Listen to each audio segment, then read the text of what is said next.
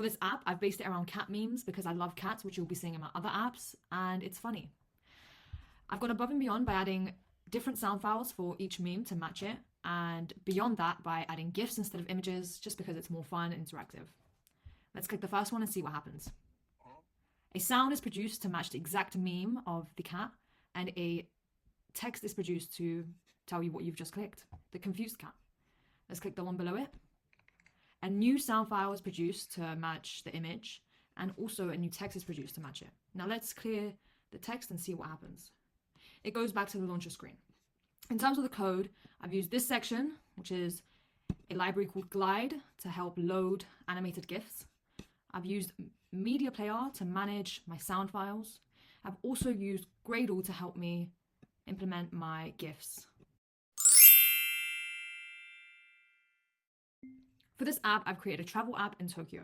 It comes with 3 different selections of travel modes. After you've clicked the travel modes, it comes with different destination selections. Let's click boat. These are the destination options you have. Let's pick Tokyo Bay Cruise. Submit. It gives you a description along with a picture. Let's go for a different one. Airplane and Osaka. Submit. Comes with another description and a cool picture.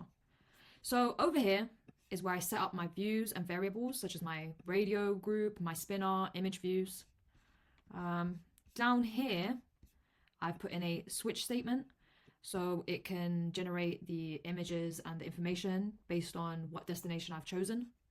Over here is another switch statement for the exact same thing. And yeah. For this app, I've created a bowl where you can customize your own toppings. The app is called Chipotle, not Chipotle, Chipotle.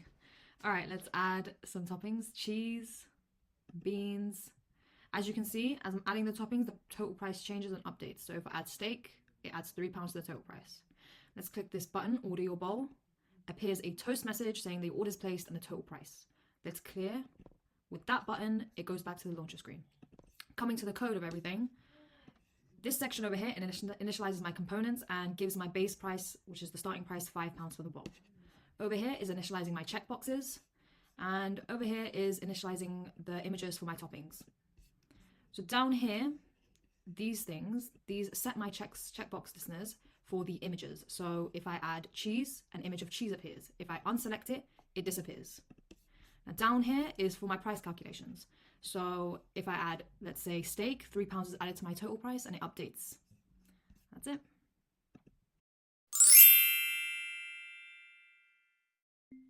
For this app, I've created a catalog for cat breeds because I love cats, as I said. Right, so it starts off the launcher page with a cat breed, the title, the image for the cat breed, and a description describing what the cat breed is like. We have 2 icons over here, a back and forward button. Press the forward button, it goes forward to the next breed, updates the picture, the title, and the description. Go back, it goes back to the original. We also have a thumbnail at the bottom where if you click it, it'll go to whatever cat breed that you've just clicked. It's also scrollable, but obviously we only have 4 images, so. We also have a hamburger icon over here, where if you click it, it gives you the catalog items, little menu area. And when you click it, it goes to whatever one that you've just clicked. Going on to the coding part, over here, I've set an array for the title, image, and description of the cat breeds. Over here is initializing my components, my UI components. Next button, draw layout, navigation menu. Scrolling down here, this is the setup for the thumbnails.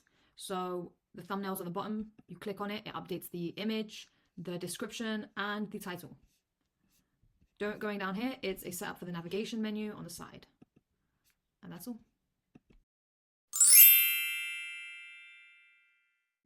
For this app, I've created a basic login and register. I've also connected it to Firebase so it can store all of our users' details.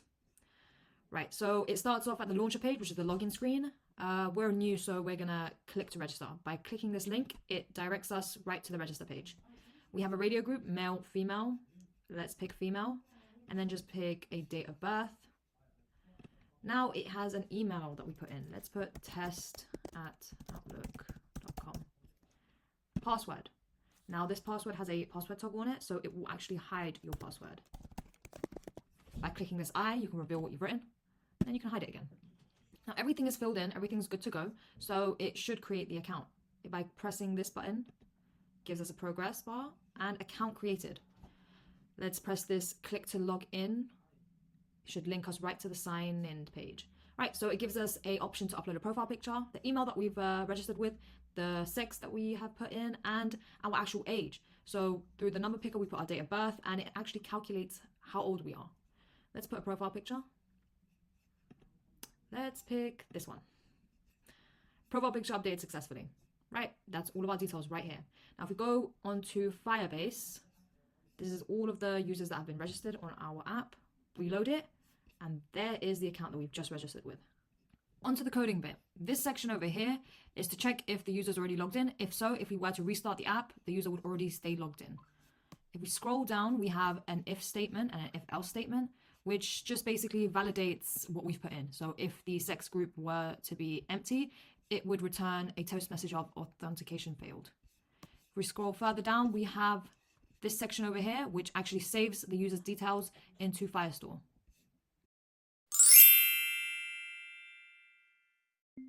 For this app, we've created a contacts application. So over here, we've used CyclerView to list our contacts in a structured list, scrollable list. So we also have a search button and a floating action bar, which adds a contact if we want. Let's use the search button. Over here, whatever we type in filters out the contact to what we have typed accordingly. So we type in J, it will give us the only contact that has J. If we put in N, A, it will filter out the contacts according to what we have typed. There we go. Now this floating action bar adds whatever contact that we want. Let's put in our name, phone number, and email. By pressing the save contact button, it should save and produce a toast message of the contact saved successfully. And it also gives us a default picture until we add the picture that we want. Let's just press this contact and it should direct us to our phone book with the phone number that we've saved it as, where we can call this person. If we go back to all contacts, it should display the contact in our phone book. And it's right here. There we go. And if we were to update a profile picture over here, it would reflect back on our application. Let's go back onto our app. There we have it. For this application, we also have the user's email highlighted in blue. So if we do click a user's email right over here, it should direct us right to the mail app where we can send that user an email. Let's just click here.